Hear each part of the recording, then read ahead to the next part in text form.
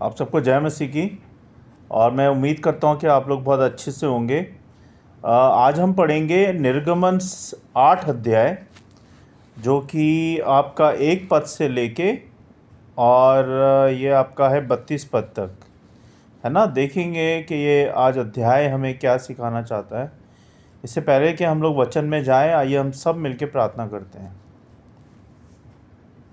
सर्वशक्तिमान हमारे अनुग्रहकारी पिता, राजाओं के राजा प्रभु यीशु, हम धन्यवाद देते हैं इस समय के लिए और आपकी स्तुति, आपकी महिमा, आपकी प्रशंसा करते हैं, क्योंकि आप महान हैं। आप ही सत्य, आप ही मार्ग और आप ही जीवन हैं। आप इस सृष्टि के रचयिता हैं और आप ही अन्नदाता हैं प्रभु जी। हम धन्यवाद देते हैं प्रभु इस समय के लिए कि इस समय दिया कि हम आपके वचन को पढ़ें, सुने, सीखें और अपने जीवन में लागू कर पाएँ और दूसरों को सिखा पाएँ प्रभु जी।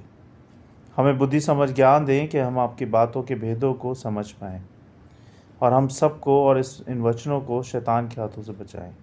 हम सारी बातों को आपके चरणों में रखते हैं, सुने ग्रहण करें प्रभु यीशु मसीह के नाम से, आमीन। तो आज हम पढ़ेंगे निर्गमन 8 अध्याय 1 पद से लेके 32 पद तक, है ना। 2 मिनट दीजिएगा मुझे।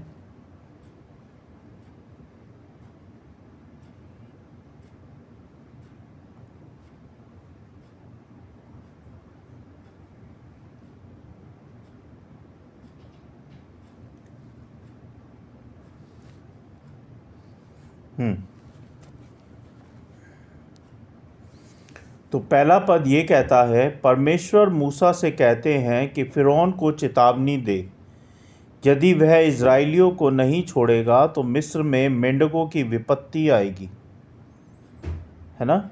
1 से 4 पद में ये लिखा हुआ है। मैंने 1 से 4 पद का पढ़ा है कि परमेश्वर मूसा से कहते हैं कि फ़िरौन को चेतावनी दे, यदि वह इज़राइलियों को नहीं छोड़ेगा तो मेंढकों की विपत्ति आएगी मिस्र में, है ना। फिर 5 से 6 पद में लिखा है, हारून अपनी लाठी से नील नदी पर प्रहार करते हैं और मेंढक मिस्र भर में फैल जाते हैं। उसके बाद 7वें पद में लिखा हुआ है, मिस्र के जादूगर भी अपने जादू से मेंढक ले आते हैं, जिससे फ़िरौन को और भ्रम होता है। 8 से 15 पद में लिखा है, फ़िरौन मूसा से प्रार्थना करने को कहता है कि मेंढक हट जाएं। मूसा प्रार्थना करते हैं, मेंढक मर जाते हैं, लेकिन फ़िरौन से हटी हो जाता है। फ़िरौन से हटी हो जाता है और इज़राइलियों को नहीं छोड़ता।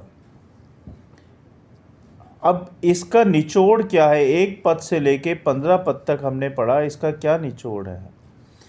इसमें परमेश्वर हमें बताता है कि परमेश्वर की चेतावनियाँ अनदेखी नहीं की जा सकती।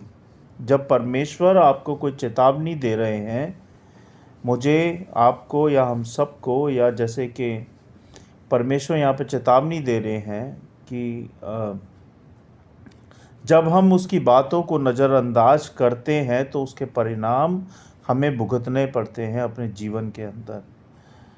क्योंकि जब भी आप कोई गलत काम करेंगे, जैसे फ़िरौन कर रहा था और उसको चेतावनी दी जा रही थी परमेश्वर की ओर से और फ़िरौन सुन नहीं रहा था, तो ऐसे ही परमेश्वर हमारे जीवन में हमें चेतावनियाँ देते हैं कि तू ये काम मत कर, या इस तरफ मत जा, या इस दिशा में मत जा, या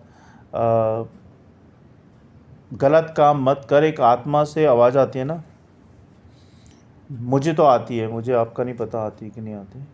जब भी हम कोई गलत काम करते हैं तो हमें एक अंदर से हमारी आत्मा हमें चेतावनी देती है। तो समझ लो वो परमेश्वर की चेतावनी है आपके लिए कि ये काम गलत है, इस काम को मत करो। और वो एक बार चेतावनी आती है, बार बार नहीं आती। ऐसे नहीं कि आपको रिमाइंडर कॉल आता रहेगा हर 2 सेकंड के अंदर, नहीं। सिर्फ एक बार वो कॉल आती है आपकी आत्मा से कि इस काम को मत कर। और जब वो कॉल आपके हृदय से आती है, आपकी आत्मा से आपको मिलती है, तो समझ जाओ कि वो परमेश्वर की ओर से आपको चेतावनी मिल रही है। और अगर आपने उस चेतावनी को नहीं सुना, नज़रअंदाज कर दिया तो उसका परिणाम आपको भुगतना पड़ेगा, आपके परिवार को भुगतना पड़ेगा, आपके बच्चों को भुगतना पड़ेगा। तो इसीलिए कभी भी आपको ऐसा लगे कि आप गलत ट्रैक पे हो, गलत रास्ते पे हो और आपको वो चेतावनी मिल रही है, तो उसी वक्त यू टर्न मार लो, अदरवाइज़ आपको आगे जाके यू टर्न नहीं मिलेगा। You never get U turn in your life once you फंसो इन योर लाइफ। ओके, अगर आप फंस गए ज़िंदगी में तो दोबारा आपको यू टर्न नहीं मिलेगा बाहर निकलने का। अब इसमें 16 से 19 पद क्या कहता है? जुओं की विपत्ति। ये परमेश्वर चेतावनियाँ दे रहा है और विपत्तियाँ पे विपत्तियाँ बताता जा रहा है। तो यहाँ पे 16 से 17 में परमेश्वर कहते हैं, परमेश्वर मूसा से कहते हैं कि हारून अपनी लाठी से धरती की धूल पर प्रहार करे, यानी कि मारे, जिससे जुएं समझते हैं आप? जुएं, सर की जुएं उत्पन्न होती हैं, है ना, और मनुष्य व पशुओं पर छा जाती हैं। छोटी छोटी जुएं होती है ना, तो ये विपत्ति है। परमेश्वर अभी चेतावनियाँ दे रहे हैं कि वो कहते हैं कि परमेश्वर मूसा से कहते हैं कि हारून अपनी लाठी से धरती की धूल पर प्रहार करे, जिससे कि जुएं उत्पन्न होती हैं और मनुष्यों व पशुओं पर छा जाती हैं। ऐसे ही 18 से 19 पद में लिखा है, जादूगर इस विपत्ति को नहीं रोक पाते और मानते हैं कि यह परमेश्वर की शक्ति है, लेकिन फिरौन फिर भी नहीं मानता। देखो यहाँ पे चेतावनी आ रही है, जादूगर मानते हैं लेकिन फिरौन अभी भी नहीं मान रहा है। बार बार परमेश्वर चेतावनी दे रहा है लेकिन फिरौन नहीं मान रहा है। जादूगर इस विपत्ति को नहीं रोक पाते और मानते हैं, वो समझते हैं कि ये परमेश्वर की शक्ति है, उसकी चेतावनी है, लेकिन यहाँ पे फिरौन फिर भी नहीं मानता। तो 16 से 19 पद में हमें क्या सिखाता है? हमें ये सिखाता है कि परमेश्वर की शक्ति को नज़रअंदाज नहीं करना चाहिए, क्योंकि परमेश्वर सर्वशक्तिमान है। Nothing impossible for a God, कुछ भी उसके लिए इम्पॉसिबल नहीं है, वो कुछ भी कर सकता है। अगर आप उसकी बातों को नहीं मानते हैं, उसकी बातों को नज़रअंदाज करते हैं अपने जीवन में, अपनी बातों में, अपनी चीज़ों में, तो फिर आपको उसका परिणाम भुगतना पड़ेगा। तो यहाँ पे दिखाते हैं कि परमेश्वर की शक्ति अपार है, शक्तिशाली है। मानव की सीमित शक्तियाँ उसके सामने कुछ भी नहीं है। यानी कि हमारी जो शक्तियाँ हैं, हमारी जो ताकत है, या हमारी बुद्धि है, या हमारी एजुकेशन है, या हमारा शरीर है, या हमारा डील डॉल है, हमारी शक्ति कोई भी काम नहीं करेगी परमेश्वर के सामने। हम परमेश्वर के सामने तुच्छ प्राणी हैं। तो हमें क्या करना है? हमें परमेश्वर की बातों पर ध्यान लगाना है, उनकी बातों को मानना है और उनकी बातों को इग्नोर नहीं करना है। अगर आप परमेश्वर की बातों को इग्नोर करते हैं तो उनका गुस्सा आपको झेलना पड़ेगा, है ना, मुझे भी झेलना पड़ेगा, मैं भी अगर इग्नोर करता हूँ तो। ये सबके लिए। तो इसलिए कभी भी परमेश्वर की बातों को इग्नोर ना करें। 20 से 32 पद में फिर चेतावनी आती है। क्या आती है? मक्खियों की विपत्ति। 20 से 24 पद कहता है, परमेश्वर चेतावनी देते हैं कि यदि फिरौन इज़राइलियों को नहीं छोड़ेगा तो मक्खियों की विपत्ति आएगी। मक्खियाँ मिस्र भर में फैल जाती हैं, लेकिन गेसेन जहाँ इज़राइली रहते हैं वहाँ कोई मक्खी नहीं होती। फिर 25 से 32 पद में लिखा है, फिरौन मूसा से कहता है कि वे मिस्र में ही बलि चढ़ाए, लेकिन मूसा कहते हैं कि उन्हें मरुभूमि में जाना होगा। फिरौन सहमत होता है, लेकिन जैसे ही मक्खियाँ हटती हैं वह फिर से हटी हो जाता है, यानी कि जिद्दी हो जाता है, फिर से वही करने लगता है जो वो कर रहा था। मक्खियों को हटाने के लिए, भगाने के लिए वो मान भी जाता है, लेकिन जैसी ही मक्खियाँ जाती हैं फिर से वो वैसे ही रूप में आ जाता है। अभी भी वो परमेश्वर की चेतावनी को इग्नोर मार रहा है, यानी कि इग्नोर कर रहा है। तो ये 20 से लेके 32 पद तक हमें क्या सिखाता है? ये सिखाता है कि परमेश्वर अपने लोगों की रक्षा करता है और अन्याय के विरुद्ध न्याय करता है ना? जो कि फ़िरौन उस टाइम पे कर रहा था, और परमेश्वर अपने लोगों को बचाने के लिए मूसा को भेजते हैं वहाँ पे। और मूसा कोशिश करता है, लेकिन फ़िरौन हर बार इग्नोर कर देता है, और उसका परिणाम उसको भुगतना पड़ेगा। निर्गमन 8 अध्याय हमें सिखाता है कि परमेश्वर की चेतावनियाँ गंभीर होती हैं, यानी कि सीरियस होती हैं। उन्हें नज़रअंदाज करना खतरनाक हो सकता है, मेरे लिए भी, आपके लिए भी, और हम सब के लिए भी। तो कभी भी परमेश्वर की चेतावनियों को नज़रअंदाज ना करें। परमेश्वर की शक्ति सर्वोच्च है, यानी कि सबसे ऊंची है। परमेश्वर सबसे ऊंचा है, और मनुष्य की सीमित शक्तियाँ उसके सामने टिक नहीं सकती, यानी कि हमें कोई भी शक्ति नहीं बचा सकती। अगर परमेश्वर हमसे एक बार नाराज़ हो गए या गुस्सा हो गए तो परमेश्वर के सामने हम टिक नहीं पाएंगे। परमेश्वर अपने लोगों की रक्षा करता है और वह अपने विश्वासियों को विपत्ति से बचाता है ना? जिद्दी हृदय परिवर्तन नहीं लाता। जिद्दी हृदय यानी कि जिद्दी लोगों का परिवर्तन, जिद्दी हृदय यानी कि दिल परिवर्तन नहीं ला सकता।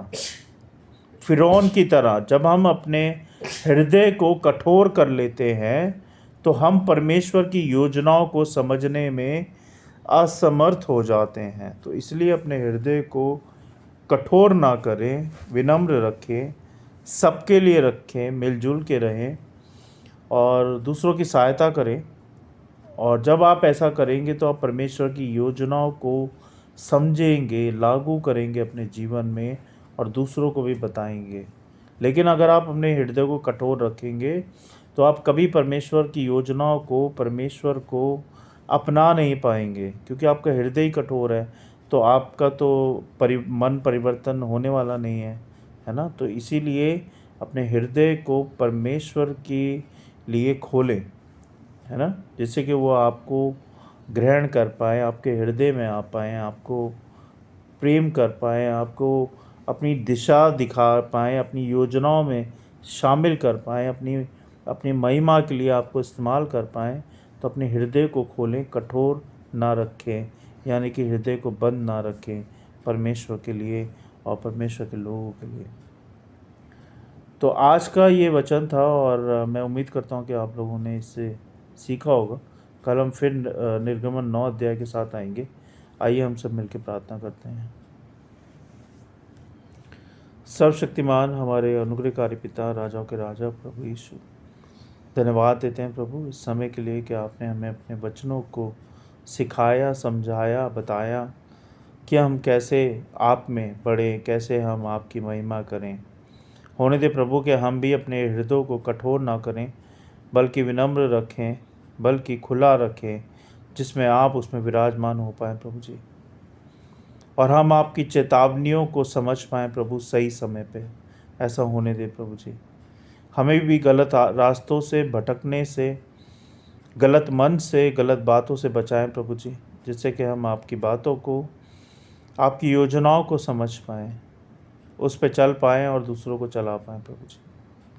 होने दे प्रभु कि इस वचन की रखवाली करें, ये वचन करोड़ों गुना फैले, शैतान की देखी अनदेखी शैतानी शक्तियों को इस वीडियो सभा से, हम सब से, और जो लोग मुझे देख रहे सुन रहे हैं उन सब से भी प्रभु दूर करें। सबकी सहायता करें, सबकी रक्षा करें प्रभु। अभी तक आपने हमें संभाला है, आगे भी संभालें परमेश्वर। हमारे घरों की चारों ओर से अपना बाड़ा बांधें, जिससे कि शैतान कोई हानि ना पहुंचा पाए प्रभु जी, किसी भी बच्चे को, किसी भी परिवार को।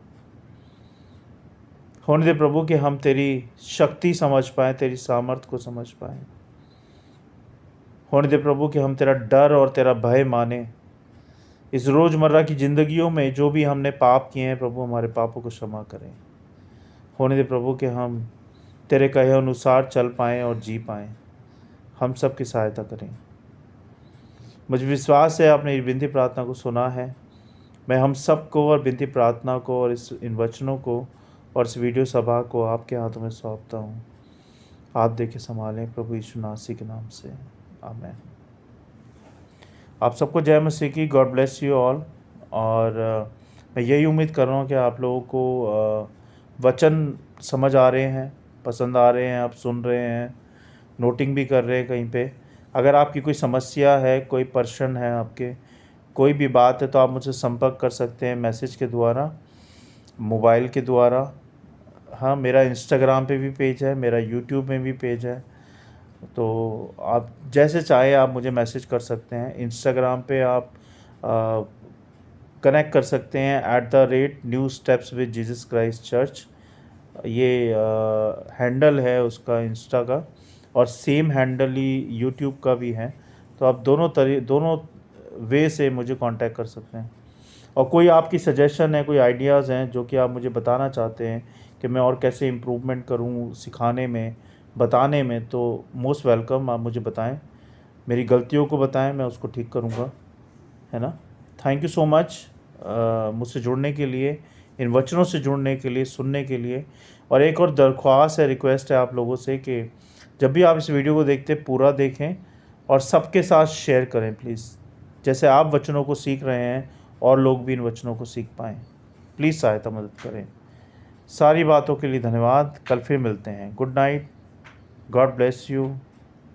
Thank you.